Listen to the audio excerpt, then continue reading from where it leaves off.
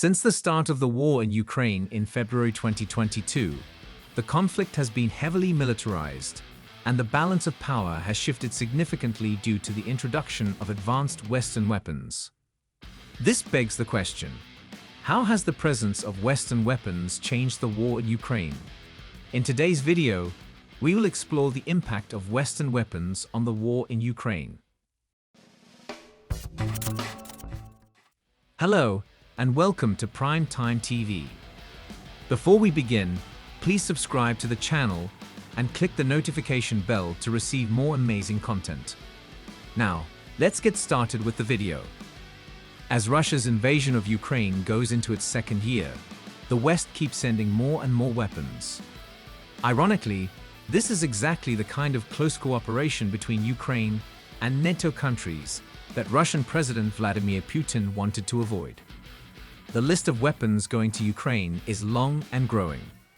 If Ukraine can keep the Russians away, its growing collection of Western weapons could make a big difference in a country that, like most other former Soviet republics, has mostly relied on Soviet-era weapons and equipment.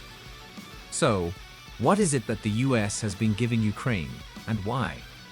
Russia invaded Crimea and parts of eastern Ukraine in 2014 with the support of Ukrainian separatist fighters. The Ukrainian military was initially ill-equipped to deal with the conflict, relying on outdated Soviet-era weapons and equipment. However, with the help of Western countries, the Ukrainian army has been able to modernize and improve its capabilities. The United States, in particular, has provided significant military aid, including anti-tank missile, sniper rifles, and other advanced weaponry. Ukraine's officials requested assistance from the US, but President Obama delivered only protective gear and food, not guns. In 2018, President Donald Trump agreed to supply a limited amount of Javelin anti-tank missile. Yet, the Ukrainian army was poorly unprepared if Moscow opted to escalate the conflict, as it did. Russia started a full-scale invasion of Ukraine in 2022. Russian jets and missiles were causing massive damage in the air, and Russian tanks pushed Ukrainian soldiers back. Ukraine has requested aid from the United States once more. President Joe Biden agreed to deliver a substantial consignment of armaments, but it mostly consisted of smaller, less advanced weapons. The US deployed more weapons and ammo, artillery, and anti-aircraft missile known as Stingers. Many US allies also sent similar weaponry. Germany dispatched 1,000 anti-tank missile, as well as 500 Stingers. Belgium provided 2,000 machine guns.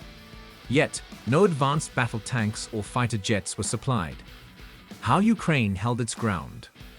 Ukraine's forces used anti-aircraft missile to keep Russian planes out of the sky. They used guns, ammunition, and anti-tank weapons to impede Russia's advance.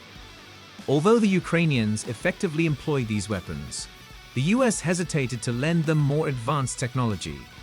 The US was concerned that Ukraine would use modern weapons such as fighter aircraft or long-range missile to attack Russia, causing an escalation. This issue would come to define how the US supplied Ukraine. The war commenced its second phase in the spring of 2022.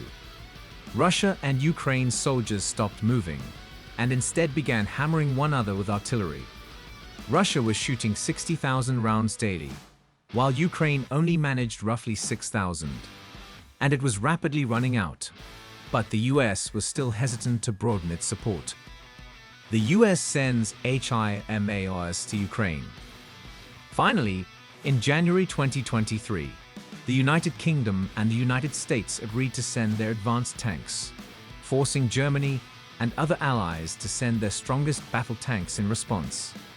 HIMARS, a powerful rocket launcher capable of hitting targets up to 80 kilometers away. They weren't powerful enough to strike into Russia, but they did allow Ukraine to hit Russian supply depots and command posts deep behind its front lines, forcing the Russians to redeploy them back, hurting its forces on the front lines. That's how Ukraine took Kharkiv in September and Kherson in November. By then, a new phase had begun. As with anti-tank missile and HIMARS in the past, the US and its allies hoped that these tanks would push Ukraine to some major victories in this phase, which is where we are now. Ukraine continues to request fighter jets. They believe S-16s might shield Ukraine's tanks from Russian planes, allowing them to launch a more effective attack. In March, Poland and Slovakia agreed to provide some of their older fighter jets, raising the prospect of eventual approval of S-16s or long-range missile. There have also been concerns about the impact of Western weapons on the conflict. Some observers have argued that introducing advanced weaponry has only escalated the conflict and made it more deadly. They argue that the focus should be on finding a diplomatic solution to the conflict rather than on providing more weapons to Ukraine.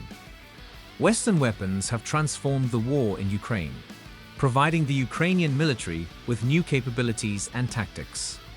The impact of these weapons has been significant, with anti-tank missile and sniper rifles proving highly effective against Russian-backed separatists. However, there have been challenges in getting the weapons to Ukraine and concerns about the escalation of the conflict. While the future of the conflict remains uncertain, and it is unclear how the use of Western weapons will continue to shape the conflict in the years ahead. What are your thoughts? Let us know in the comments below. We will see you in the next video. Thanks for watching.